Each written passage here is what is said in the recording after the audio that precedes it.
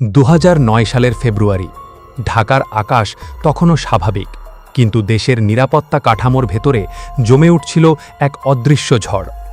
পিলখানার ভেতরে সেই সকালে যা ঘটতে চলেছে তার আভাস হয়তো খুব কম মানুষই বুঝতে পেরেছিল, কিন্তু কিছু ফাইল, কিছু রিপোর্ট আর কিছু নীরব সতর্ক সংকেত তখনই ইঙ্গিত দিচ্ছিল কিছু একটা ভুল পথে যাচ্ছে। বাংলাদেশ রাইফেলস তখন সীমান্ত রক্ষার দায়িত্বে, অথচ ভেতরে ভেতরে জমছিল ক্ষোভ, অসন্তুষ্ট আর অবিশ্বাস।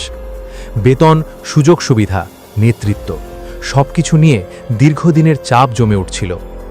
গোয়েন্দা মহলে এই অসন্তোষ নতুন কিছু ছিল না। বিভিন্ন সময়ে নিচু স্তর থেকে উপরে পৌঁছেছিল কথাবার্তা, গুজব, এমনকি নির্দিষ্ট সতর্কবার্তাও। প্রশ্ন ছিল একটাই, এই তথ্যগুলোকে কতটা গুরুত্ব দেওয়া হচ্ছে? পিলখানার দেওয়ালের ভেতরে তখন চলছিল এক আনুষ্ঠানিক সমাবেশ, অথচ বাইরে কেউ বুঝতেই পারেনি ভেতরের পরিস্থিতি কতটা ভঙ্গুর। নিরাপত্তা পরিকল্পনা ছিল রুটিনের মতো, কিন্তু বাস্তবতা ছিল তার চেয়ে অনেক বেশি জটিল।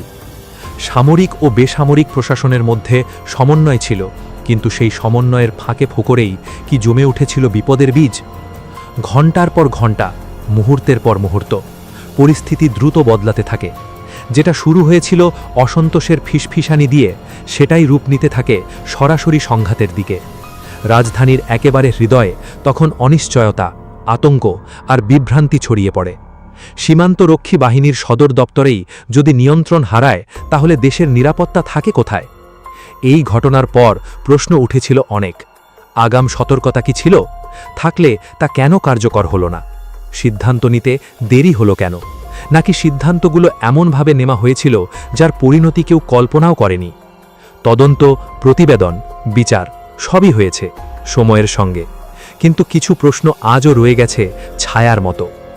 2009 সালের সেই দিন শুধু একটি বিদ্রোহের দিন ছিল না, সেটি ছিল রাষ্ট্রের নিরাপত্তা ব্যবস্থার এক কঠিন পরীক্ষা।